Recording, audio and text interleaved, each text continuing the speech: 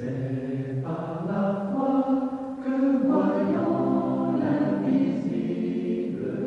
Bonjour chers amis et bienvenue à la communauté d'études quotidiennes de la Bible. Ils se sont levés à l'appel du Seigneur. Au rendez-vous du partage de la lecture de la méditation quotidienne pour adultes tiré du livre Dieu est ainsi, portrait de la grâce et de l'amour divin, j'ai le plaisir de vous accueillir.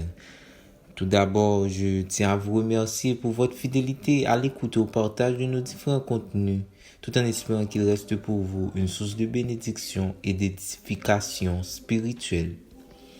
La méditation du jour est intitulée « Dieu nous appelle à nous mettre à l'ouvrage ».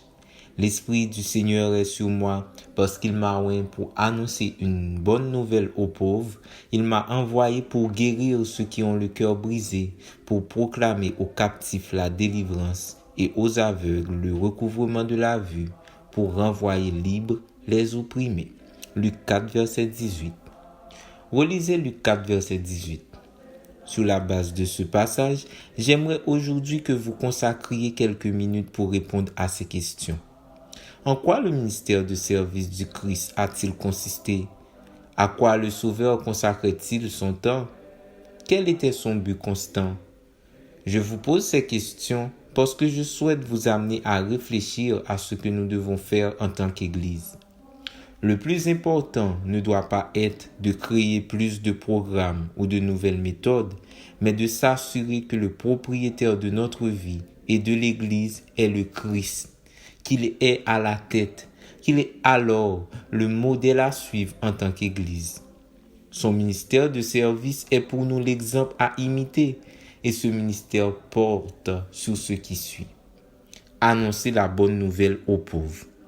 Donner l'évangile à ceux qui ont moins, sans ignorer les plus nantis, comme l'a fait Jésus, serait une grande avancée pour la cause de Dieu en termes de personnes contactées. Guérir ceux qui ont le cœur brisé. Par une aide et une sollicitude réelle, consacrons-nous à servir ceux qui ont le cœur brisé. Tournons-nous vers chaque foyer, vers chaque banc de l'Église où nous percevons de la douleur et de la souffrance. Et là, montrons l'espérance en Christ. Proclamer aux captifs la délivrance. Combien de millions de captifs de l'ignorance, de l'apathie, de vice, de la convoitise, de l'égoïsme, de philosophie de ce monde, de l'orgueil ou du diable existent dans notre entourage? Imaginez-vous une église audacieuse et engagée, travaillant unie pour proclamer à ces personnes la liberté en Christ?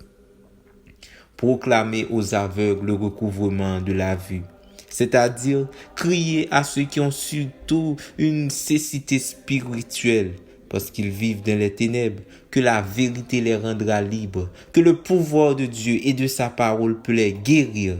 Quelle annonce ce serait? Renvoyer libres les opprimés, les personnes dont la vie est contrôlée par l'ennemi.